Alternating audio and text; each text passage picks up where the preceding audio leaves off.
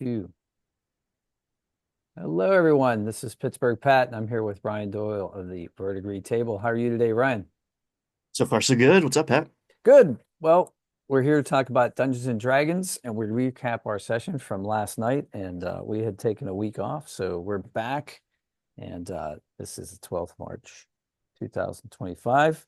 And we're finishing up a campaign based on the Ghosts of Saltmarsh, and I've nearly filled this entire book with our campaign, so with notes. So that's a pretty good sign of a successful campaign when you have a lot of campaign notes, I think. Feels good. I mean, we're approaching.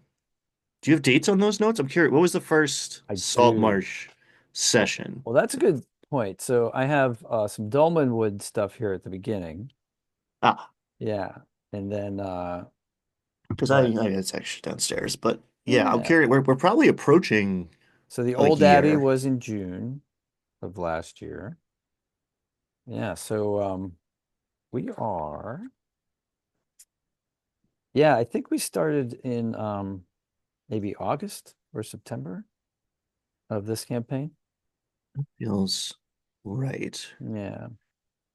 So I'll have to Time is all wibbly wobbly. We at the game shop there was a flyer for an upcoming convention, and the date was January something 2026, and I was just like, wow, that's crazy far in the future. And I was like, well, it's only no, it's it's only not. it's only 8 months, so it's only a campaign away, right?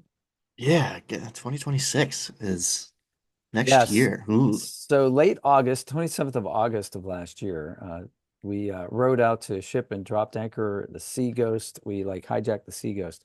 So I'm guessing the week Okay. before that we were in that yeah, we were in a abandoned Yeah. mansion by the sea and found a lot of creepy stuff.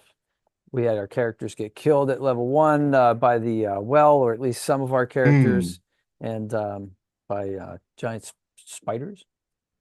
And somebody developed arachnophobia as a part of that. And Bertram, he's since moved to Texas, so he's not part of our campaign anymore because he's in another city. And we play in person, like you said, at the gaming store. And last night was pretty cool.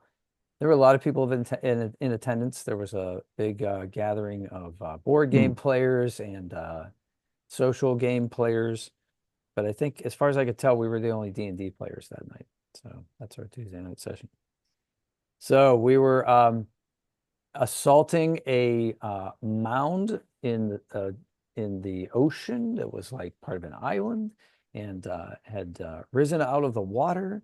And the first beat that you gave us was that after we had done an initial battle in the kind of entry of this fortress against the Sharkmen, the Sahaugen, we were assaulting that. The forces of Saltmarsh were coming on a with their fleet on the surface, and they had some allies that were able to breathe underwater that were going to attack the fortress through the underwater entrance, and we were sort of a diversion.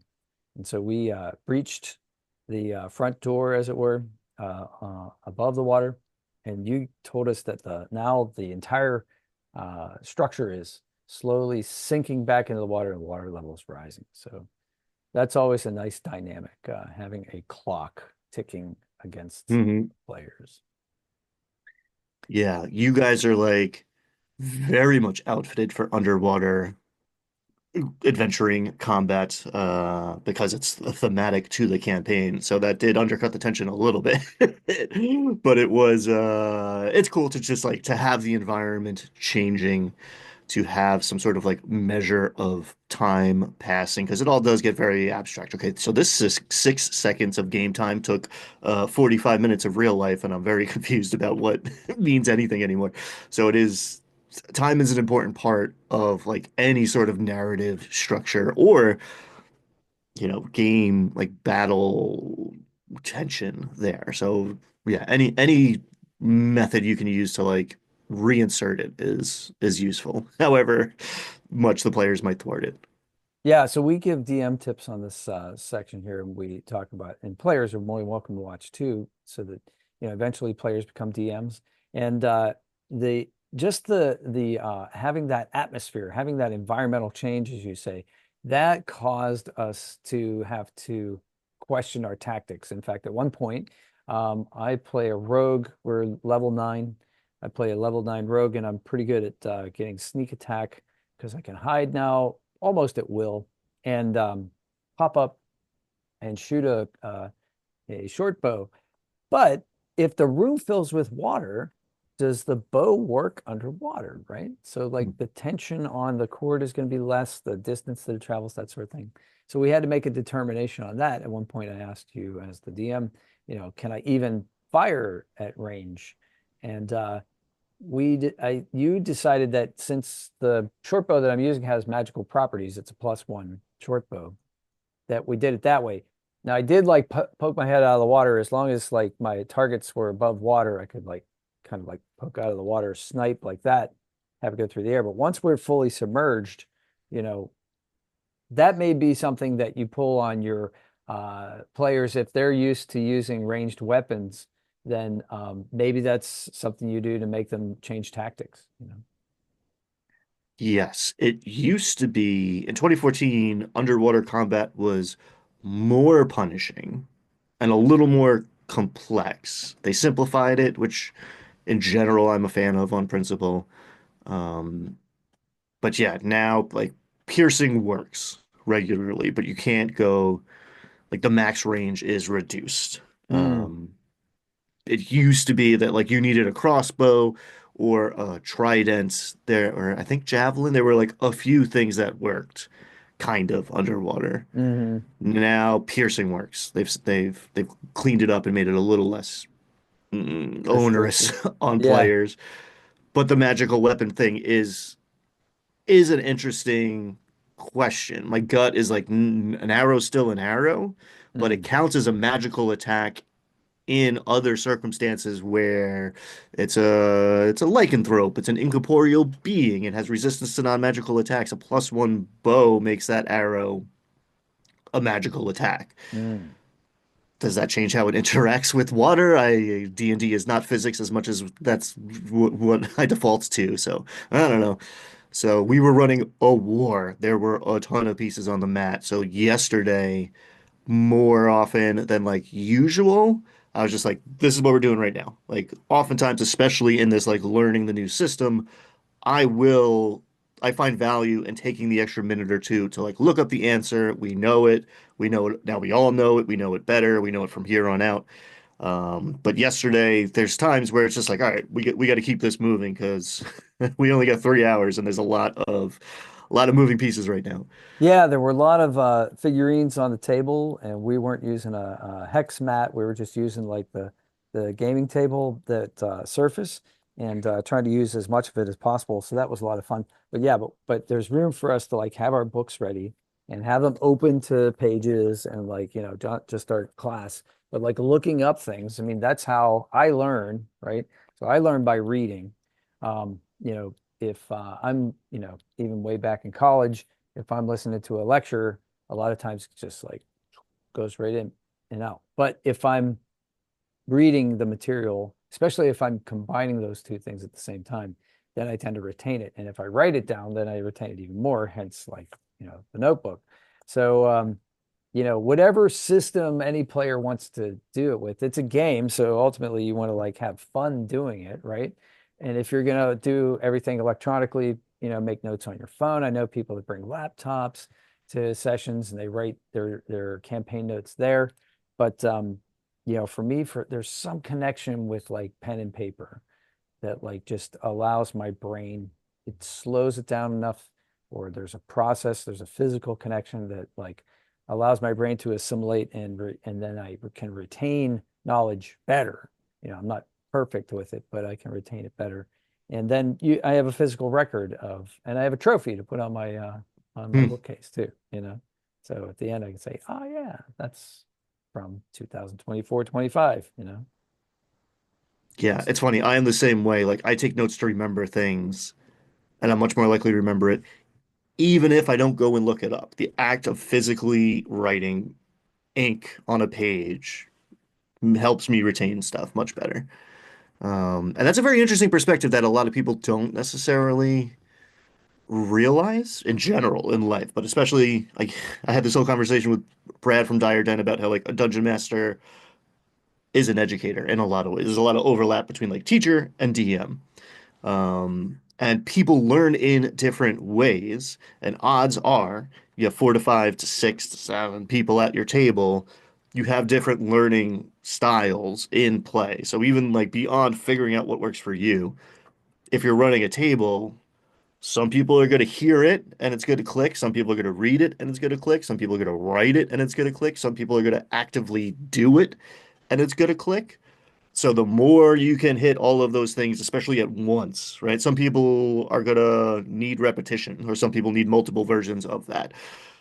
So to look up the rule, to discuss it, to maybe make a note of it if it's like pertinent to your character sheet, and then to like use it in play is the bet you're doing all of the things. It's like the also the Socratic method if we're like debating whether or not it's a good rule or not. You can get real deep and philosophical with it all. But like that makes it stick. And over time, I find that's faster in a campaign world than, all right, we're gonna do this now. I'm gonna say it out loud what we're doing. We're gonna do it. Now that's in your brain. And now I'm gonna try to replace that later. For some of us, that's much more challenging. Mm. That first impression sticks. Hmm. And now there's confusion about, okay, how are we actually doing this here on out? So Well, that's oftentimes it's worth getting right once. yeah, and that's true. And I think so what the different ways to play D&D as well. So like obviously if you're playing online, there's certain ways you can play. When you're in person, you can avail yourself of certain physical materials. For instance, Mm. our mutual friend Mike, who plays at the table, he loves figurines. So we have all these little, tiny figures that he likes to paint and collect. And so he just happens to have a whole bunch of ones now that look like shark people, right? And because he's collecting them for this campaign.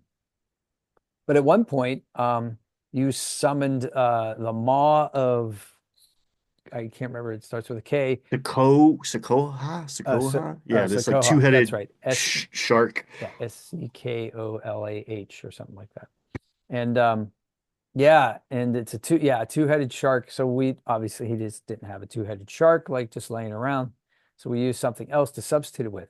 But I can tell you this, as an educator, and using D&D as an after-school educator for middle school and even elementary school kids, they a lot of them are very visual. And so if you put a goblin out and say that it's an orc, it sometimes it's hard for them to make that jump, right? So I know other DMs that just put down like little tokens and they'll just write the word on it. So they'll write orc, and then it's up to the player's imagination to fill in what that looks like. There's also a set that I have that has little decals that you can remove and stick on different sized tokens, which represent like, large, creatures or medium creatures, small creatures uh, and so on.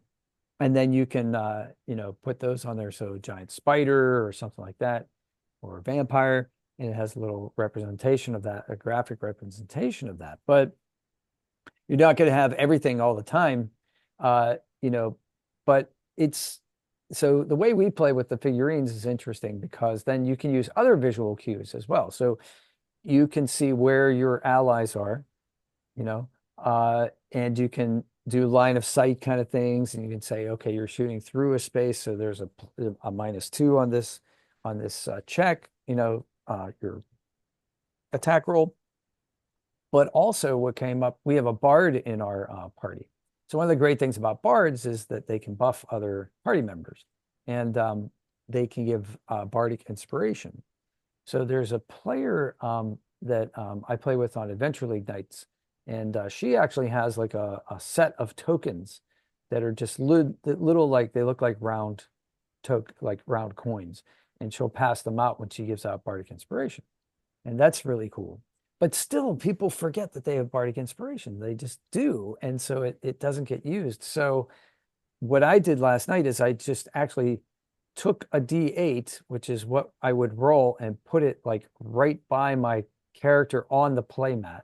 So every time I look at that figurine, I say, and at one point you were like, what's this D8 doing here? Hmm. It's like that's so that I remember that I have bardic inspiration to use it, because otherwise I'll forget, and I've played many bards, so I should be one to remember. But yeah, it allows for things like that. And each different, I mean, you can play theater of the mind where everything's, in your imagination, and that's cool too. And that stimulates a different part of the brain, maybe, but more so.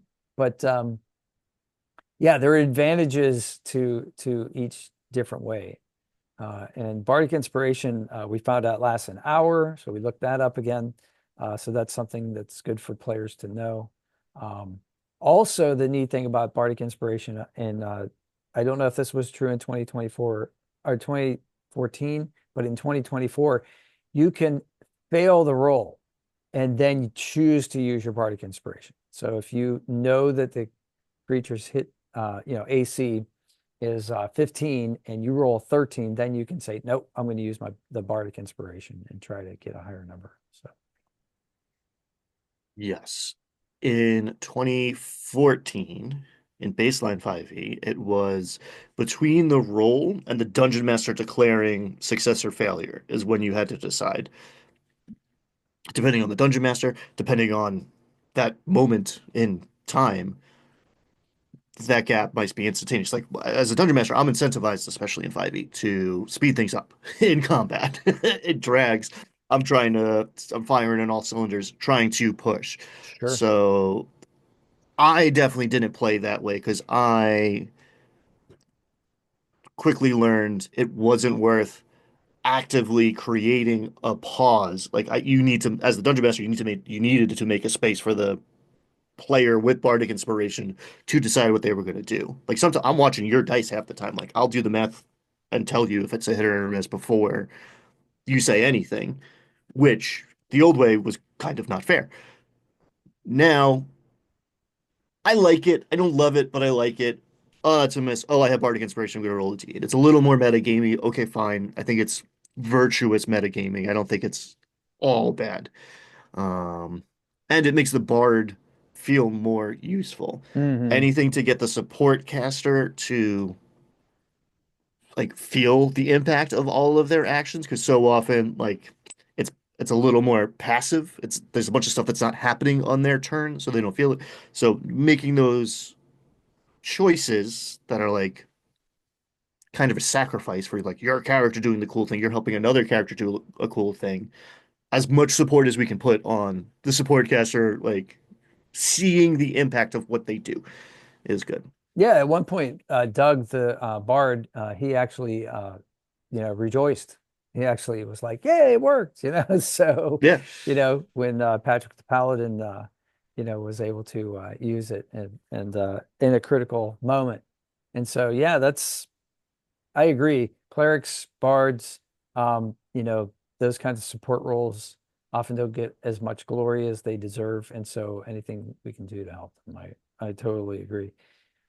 Yeah, the sinking of the mound Mm. mechanic, that I was really fascinated by that. I like the idea of having a ticking clock. We had a another one shot that you ran where there was a house, and we were in this kind of like haunted house or a house that had awareness, and it was falling apart. Um, I forget the name of Hmm. that module, but that was a lot of fun. The Waking of Willoughby Hall. Yeah, the Waking of Willoughby Hall. The house is waking up. There's protections in place. There's a giant that's smashing it with this sanctified church bell. It ripped off a steeple somewhere. And unbeknownst to the giant, that is breaking these seals, and the house is slowly becoming awake and more haunted, and stuff starts happening. Right. Yeah. And there's a clock, and the DM's keeping track of like how many uh, combat turns take place or turns take place. And so, that's kind of fun. This reminded me of a really old game. I think it was from 75 or something, called The Sinking of the Titanic. And your players start on random parts of the Titanic, and there's a water line. It's actually a board game, and the ship starts to list and sink, and you have to get your characters to the top deck and to the lifeboats before that happens. And Hmm. that kind of like tension is really fun. Also, underwater combat is fun because now you have three dimensions. So Hmm. our player, one of the player character or one of the players at the table, Craig, he has these like kind of pedestals of four different heights so that we can put figurines on them and represent that as needed. And that's also, of course, good for flying characters as well. But yeah, that can oftentimes be hard to represent, and people forget that Z axis, Hmm. kind of like Wrath of Khan in the Nebula kind of thing, where you know Spock says to Kirk, Khan's thinking has been in two dimensions. So yeah, they kind of like sidle in behind him and then surprise attack him, which is a very rogue thing to do in D&D as well. So Hmm. yeah, so that's because who looks up? How many times do people like actually look up at the ceiling? And interestingly, the the monk with a magical item that gave him a dope swim speed. He's also a monk, so he's got mobility. He dashed, Yeah, which is in the midst of combat is rare, often feels like suboptimal to not get your attacks in. But he dashed and hooked. He went around the action to like be unobserved. He was observed, but whatever. Um, Tried to do it stealthily and dash, which whatever, disadvantage. Anyway, got himself into position to hit the cleric essentially. This like high priestess of the Sahaugen who had banished your dragon spirit, like, and was like 100 feet away. right. He took an extra turn to get there and didn't take a direct route, so her defenders essentially didn't notice him running because they were otherwise engaged. And really that made a big impact on the battle. I'm not gonna say turned the tide, but like it changed. She had a lot of bullets in her gun, and she went down fast after that because he kind of locked her up. Yeah, there Because were like he took an extra turn to get there. there were a couple things going on there. So like at one point we're looking around for spellcasters in the back ranks because we know that they can do a lot of damage or they can do area of effect spells and things of that nature. So a lot of times one of the basic tactics in D&D combat is to like go after the spellcasters. And once they banished Mike's character's spirit dragon, right, which was like kind of the damage sponge for us, and also does a lot of damage. Has its breath weapon. It's also got two rends per round, so it can claw attack and also do like a cone of cold. As it was a white dragon spirit, and it gets banished to another realm. And so we were trying to break the concentration of the enemy spellcaster.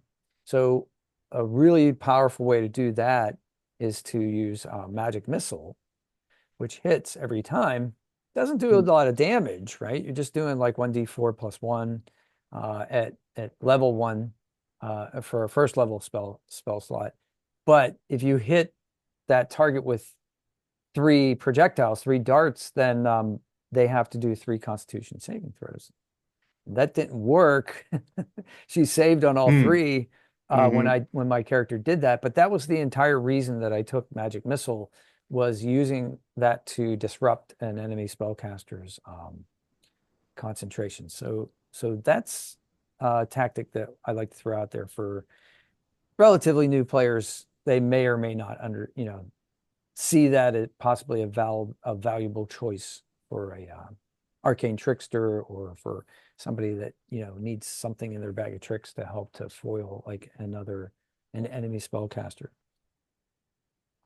Yeah, especially at higher levels, it's easily discounted. But yeah, three DC 10s or whatever, upcast the thing. But like, yeah, repeated concentration checks, they're gonna have to make can start to change things in high level play big time. Yeah, once we got the dragon back, then we were back in business. But yeah, you're right. We were able to kind of snipe the, you know, the monk went in and like was able to engage that spellcaster in combat, and then as a result of him being within 5 feet of that, that would enable me to get sneak attack damage on her, even though I think I had advantage on attack roll. But either way, it was like a double assurance that like we were able to get some heavy damage on that character. So, doing these things in concert, and now we've been playing. There's 5 players at the table, and you as the DM, so we got 6 people at the table, and we've been playing for enough sessions that now we kind of have this like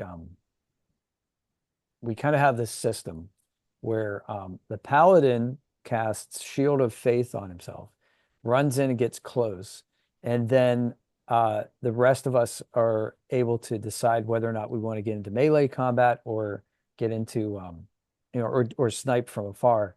And the paladin actually ends up going down a couple times in this session, which usually he has like an AC of 22. He's really hard to hit, but at one point he gets surrounded, and you were rolling like multiple D20s Hmm. with advantage, right? So on attack rolls, and eventually some of those are going to hit, and You they ended yeah, up you hitting. roll, Yeah. I don't know, 12 16 D20s around. Eventually, yeah, eventually you're gonna crit. You're gonna make your 18, 19, 20.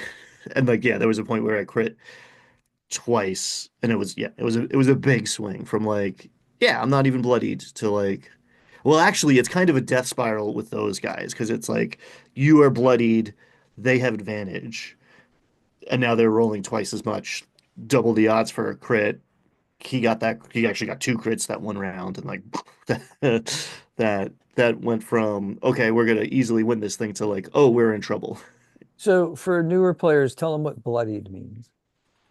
So bloodied is now back in 2024 in 5.5. If you are at half health or below, you are bloodied. More often than not, it's a good tool for the dungeon master to sort of project the health bar over the bad guy's head. But there are some things that that get triggered by the bloodied condition on the player side of the table, and more often now it seems the monster side of the table. So these are shark people. There's blood in the water. They go into a frenzy. It makes sense. It's mechanically cool. It's narratively cool. Ryan approves. But yeah, if you are bloodied, they have advantage on attacks against you. Yeah, and having a shark, a feeding frenzy, like that was great stylistically too. Like we've got like literally blood in the water.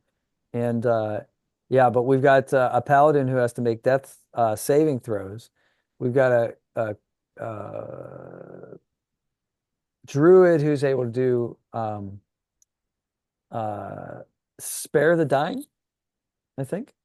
Is that what she was using? Yeah, he talked about it. I don't think he ended up He didn't end doing up it because using I it. think. Okay. And then so at one point we have to rush in there, and that's when like some of the higher level, and we're at like level 9. So one of the things we talked about at the table last night was how difficult it is to kind of for a DM to kind of like thread the needle of like making an adventure possibly deadly without just TPKing the entire party, and not like having it be so nerfed that it doesn't seem to be challenging or have the high stakes, right? So, but like you said, there's this window there, and it gets smaller, I think, the higher levels you get. I agree with that assessment. I think like that's what you said last night. And I agree, it's hard because, you know, I could go through some if I just stay back and hide and just shoot my bow all day long, it's hard for me to take any damage because I'm not like physically engaged. But then once like the paladin goes down and I want to rush in and give him a potion, or if he's injured, I don't have any like long range healing that I can do, so I can run in and like actually hand off a potion. And we did kind of a house rule where that was like a bonus action. I don't know that that's anywhere in D&D. I don't know that that's in the rules that you can You hand get something during combat. I'm not sure, but that's kind of what we did. And then now it's time for like my uncanny dodge to come into effect, have half damage or no damage on a save, things like that. So there's ways for the rogue to be in melee combat and still be very effective, depending on your build. But even like generic rogues can do that. But yeah, the handing off of the potion thing, was that like just something that you allowed, or is that something that that's Yeah, that was another thing where like if it wasn't an all-out war, I would have looked up. I think my gut is that it's an object interaction to give it to somebody else and would take a full action. yeah. But like you for free, you can take something out. So like can the pal like if you guys are standing next to each other, can the paladin take something off of your belt for Mm, free the way he could off of his if you're within like a foot of each other? Like maybe. So that yeah. I don't know if there's a distinct answer to that. I wouldn't have let you administer the No, potion, but no. handing somebody an object, like passing a baton, I called it a bonus action. I don't know if that was accurate or not, and I didn't look it up Yeah, I didn't because I look it wanted up either. to keep it moving. Yeah, I Because think, theoretically, this was almost a 6 hour combat. This was like a 2 session war. There was like a beat in between where you guys had like a minute to like catch your breath and do some stuff. But well, 2 weeks ago, we missed a session. 2 weeks ago, started this, and it wasn't the whole session, but you plowed through a ton of Sahaugen of different calibers. And now this session, like right away, this second phase of this like gigantic battle yeah, you took gave place. us a minute in between the two at the beginning of this session to like kind of have it down like a minute or so to do something. So what we wanted to do is we wanted to signal the fleet from Saltmarsh, the surface fleet, that we had breached their defenses. But as usual, we did not have a prearranged like signal because we didn't think about that ahead of times. And this is the sort of thing that'll happen in campaigns. Say, would you have had a signal? And then so we were trying to think of different ways of doing that. So the bard's using like minor illusion to like send up smoke signals, basically. And then I thought, well, I have a cantrip firebolt and just shoot that in the air. And it's broad daylight, but hopefully like make it seem like a flare gun or something like that, several in short succession. And then Mike, the druid, was like, well, I could have my dragon fly over and, and actually like talk to them, but that seemed like a waste. So you basically just said, here, we'll just do like a luck roll, like just roll a d20 and just see what the number comes up. And it came up with 19. So you were like, okay, the fleet like starts heading in your direction. And yeah, that's a nice thing to do too. Sometimes I'll just have people throw dice just for outcomes and it maybe doesn't have a specific modifier. And a lot of times when I'm teaching the kids, it seems like we're using the same dice all the time. We're using the D20 all the time. And then every once in a while, we're using like D6 for damage, especially at lower levels. And so I'll be like, pick up that dodecahedron there, and pick up the 12-sided die. And if it's 1 through 6, it's this. And if it's 7 through, just to give them something else to do or show them how to use the percentile dice. So Mm. at one point at the end of the session, you have a loot table, and we're using percentile dice. So show them how to use the two 10-sided dice. If you don't have one that has double digits on it, assign one as the tens and the other one as the ones. And on all zeros, that's 100. So, teach them how that works. So kids they really enjoy that. Plus, even in regular D&D, that's not something that we use, at all the time. I don't see a lot of D10s being thrown. But we were talking about other systems that work on percentiles Mm. afterwards because we were thinking about what are we going to do after this. And there's one that I used to play called Top Secret, and it was based on everything's percentile rolls. So you have a 65% chance to hit, or you have and then you roll those and you try to either beat it or go under it, depending on how you use it. It can be and it can be an analytical way to determine the odds. It's easier way to determine odds than like rolling 3d6 and saying, okay, if you get it, you know what I mean, like get above an 18, because then the dice get really weird when you add like dice of different um, you know, values. The odds You, get strange. the second you have like multiples, you're talking about curves now. Yes. Um, but yeah, it's intuitive to think in percentile. Hmm. So I don't know. If we push it far enough, sometimes I'll put it to the table. Like, what are the chances you had this conversation or whatever? Hmm. People are going to say 50-50 before they say 3 and 6, 4 and 8. No, they're gonna, yeah, there's like a 65% chance. I'll say, well, I'm going to give us like maybe we're like just above passing 65. Okay, cool. Roll the D100. Let's find out. Hmm. Yep. And then at one point we were talking about like advantage, right? So when you roll with advantage, that's like a +5, basically. It sort of. Close enough that that's good head math. That's That's good a back of the envelope. Yeah, Yeah. because you were I think it was you. You were shooting into cover. All right, it's a +2, but I can give myself advantage, which by not moving, is it worth moving and getting a clear line of sight or taking my advantage? And advantage wins. Hmm. Exactly. So yeah, rolling with advantage is usually the best thing to do.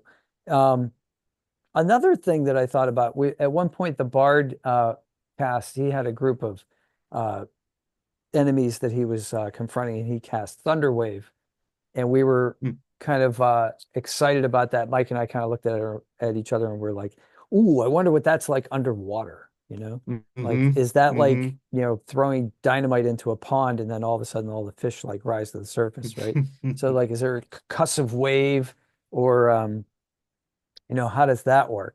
And so that's the other cool thing about adding like different atmosphere and different challenges with the terrain uh, into a combat, so that you can have these like variable outcomes and things that are unexpected and great for the narrative. And you know, a lot of times as a DM, I'll ask the player, I'm like, well, what do you expect to happen? What do you think's going to happen? And then explain it to the rest of the group. So, Yeah, what does that look like is like one of my favorite questions. mhm. And something I wish I did more of. Like I do it, but like especially in a the more math I'm doing, the less narrative I'm doing in general, which kind of undercuts like big climactic battles sometimes. So I'll take a step back and like, okay, just to I'll recap the round, or I will take a like take an extra second to like highlight something or give someone else the opportunity to like describe what they're doing.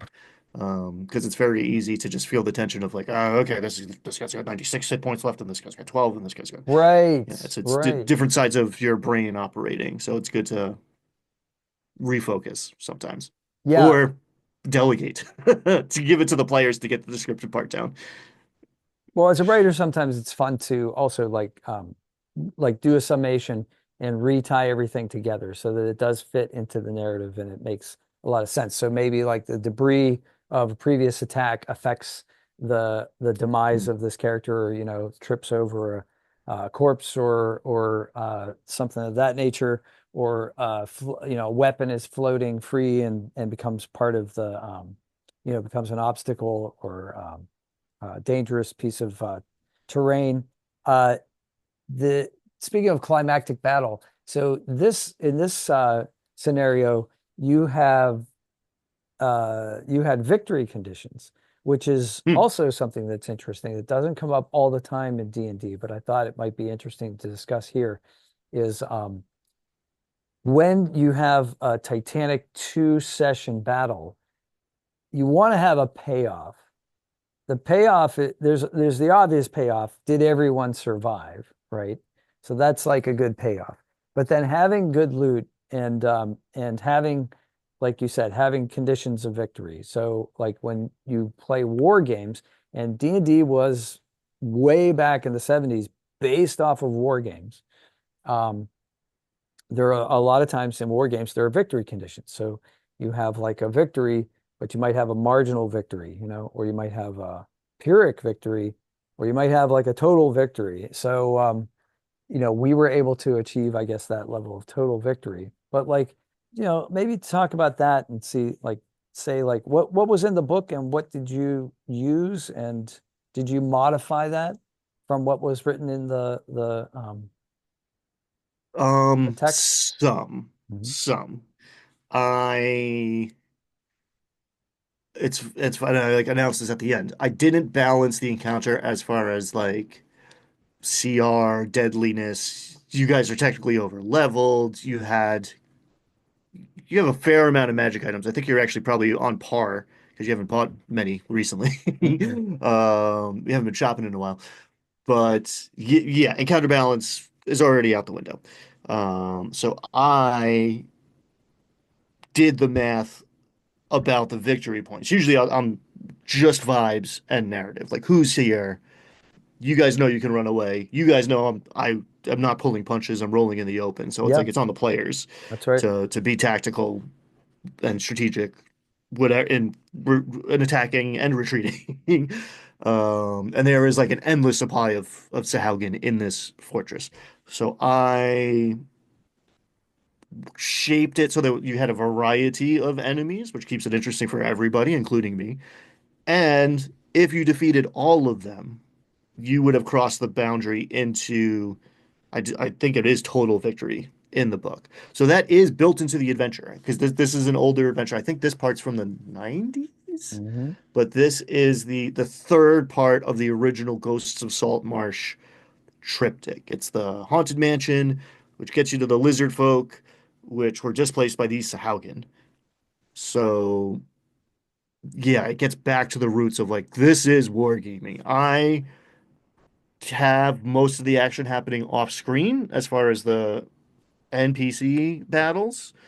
Um, and again, there's like virtuous metagaming, I think. I was pretty clear about, hey, I didn't spell out like what the math was, but it was like there is a point system in place. There's an extra mechanic here, which is typically not in the game, where like the amount of damage you do is going to determine the course of this battle. You guys have an influence here. Even if you're not going to win the battle yourselves. Right. You're not going to take out 300 Sahaugen warriors.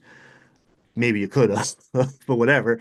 That wouldn't be fun. But the more you do, the further along you get, the better the results are going to be for the town and you. And there's like a point system here that I am keeping track of.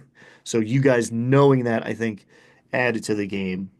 And I was also like implicit and then like reminded you halfway through like this is a war. This is like an end game scenario. There's like Mm. an infinite number coming.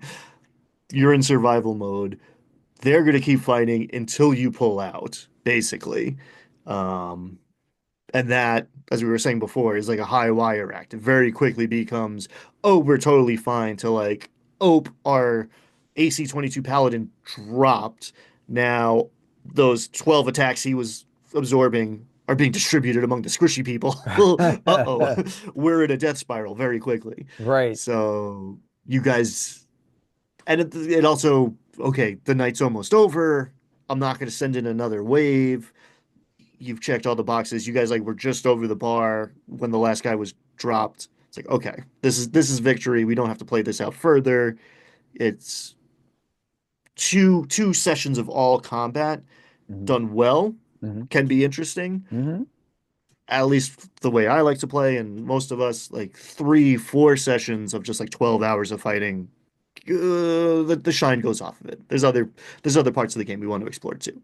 Well, you gave us three waves of combat, and that's, I think, for me, that's the upper limit in a session. So, like when I do like Adventure League DMing, if I'm doing like a one shot, um, a lot of times I want to have two, maybe three combats. It takes time, especially with newer players. Now we're experienced players, but there are five of us, taking turns, and we're at level 9. So there are multiple things that our characters can do, especially like the monk can do like a several things, um, flurry of blows, and crazy stuff like that.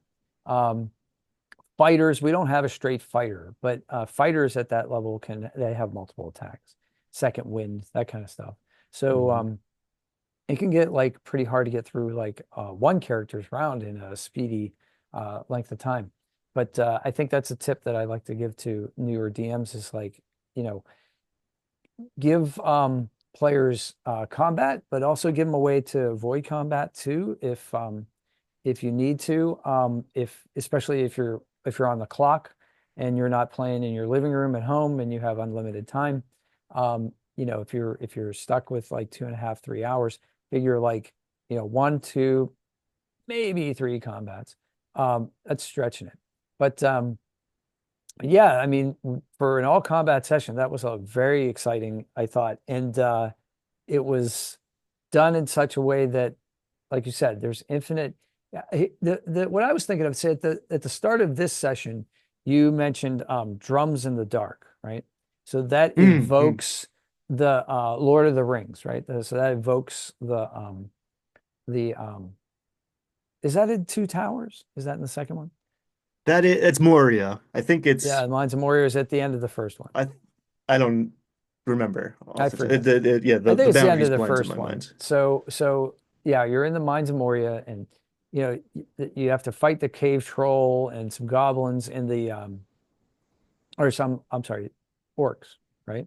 In the Well, they were fungible yeah, in the Hobbit. They're goblins, and the yeah, goblins turn out to be orcs anyway. It's just like nomenclature. yeah, right.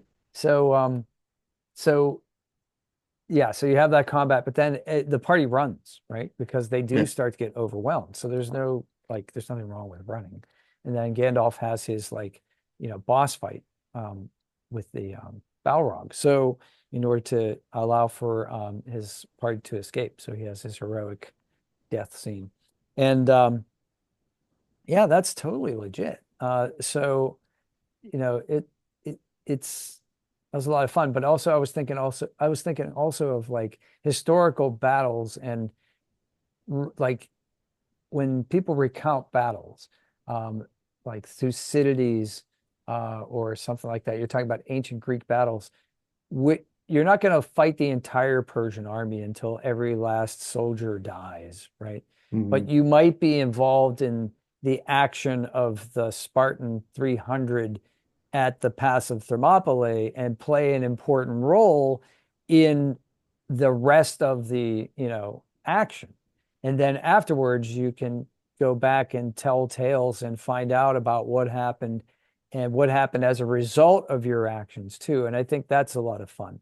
So having, you know, not being able to see the entire battlefield, especially while you're participating in your little part of it, but then finding out afterwards that your actions influence the outcome, you know, and so there's victory conditions and things that you get, but also you get that satisfaction of having known that you know, you influenced the world. And I think that's a fun part of D&D is when you see your effects on the world.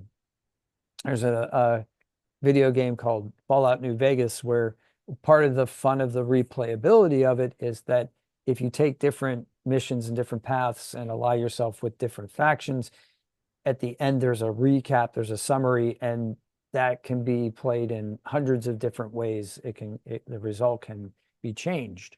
And so I think that's part of the fun of trying to evoke a living narrative, you know, make it seem like a lived in place, make the story unfold because the characters are heroes at this point, right? They're really superheroes. They're not farmers anymore. They're not just townspeople. They've evolved into being these like, oh yeah, you five can go in and, you know, be the vanguard, be the diversionary tactic, be the spearhead, and then the rest of us thousand will come in and or hundreds, you know, will come in and clean up because you guys are that good that we'll assign you to this task, which is basically what Saltmarsh did for in our case. And I'm always striving to show that impact. And especially now we're coming to the close of the campaign.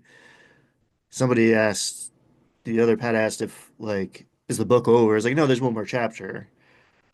But it's it's the one I've modified the most because I've been modifying it the whole time as we play through everything. So Mhm. like a bunch of things that you have done, things you've allied to or with or against have changed that. As I go through, I like running pre-published stuff because it basically allows me to have the time to run multiple campaigns and not go insane and Right. burn out. But I am changing those campaigns based on the player's choices. It's just a framework. It's not perfectly the map of everything that's going to happen. So I am, as we level up more, like even like this bet, like last night was different than in the book by a lot of ways because of reasons that you guys have things you have done and the timing of things and whatever alliances you have made. Um, you guys got the sea elves involved, which the lizard folk weren't going to do because the sea elves don't like the sea goblins. I forget. There's 14 unpronounceable underwater races that I don't deal with too often. But like you guys had already shifted the tide of battle before the first blow fell because of choices you had made like months ago, months and months Huh. ago. Yeah. So I'm constantly trying to leave room for those player choices and to factor them back into the math, to the narrative. Like, okay, what is changing because they've done what they've done versus like knowing what has to happen and then being surprised, upset, disappointed when the players don't do what you think they're going to do. Now I'm like curious. I'm interested to see what you're going to do because you could do anything as far as I'm concerned, and we'll find out. You guys break bad and turn evil. And, oh, okay, what does that mean? We'll find Yeah. out next week. Yeah.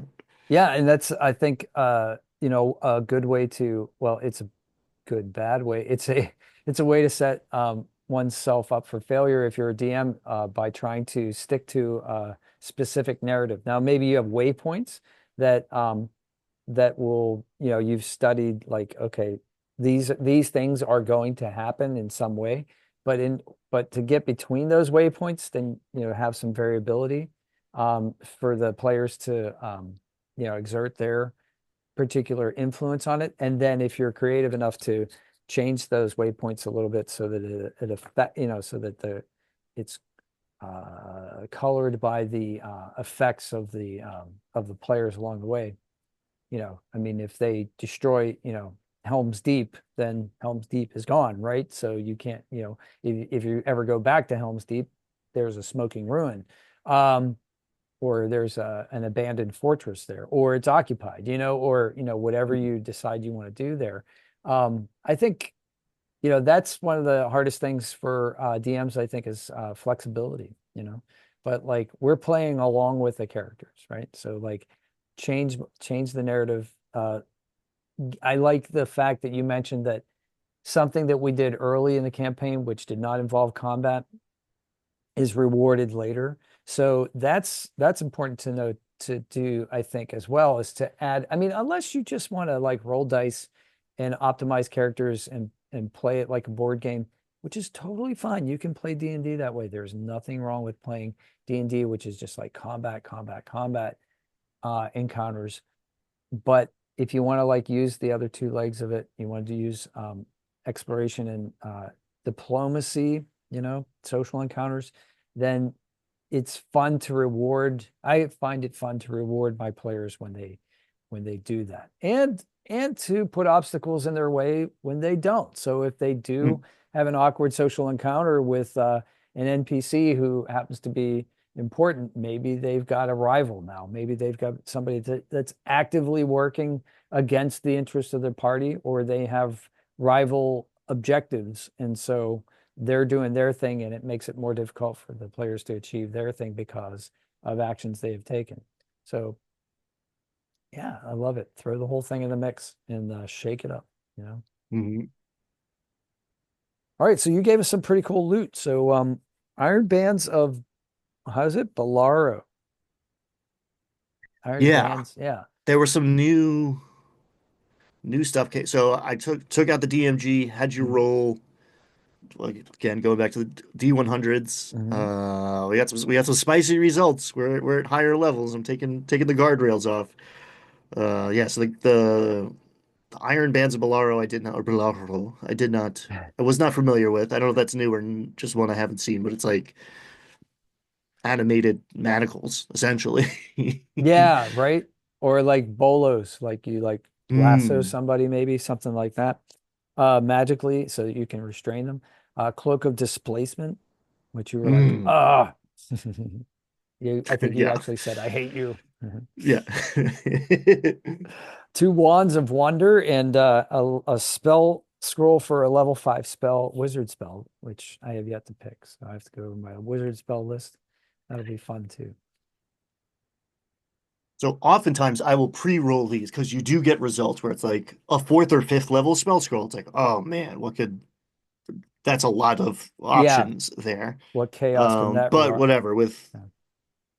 with trust and experience at the table, I can be like, all right, go for it.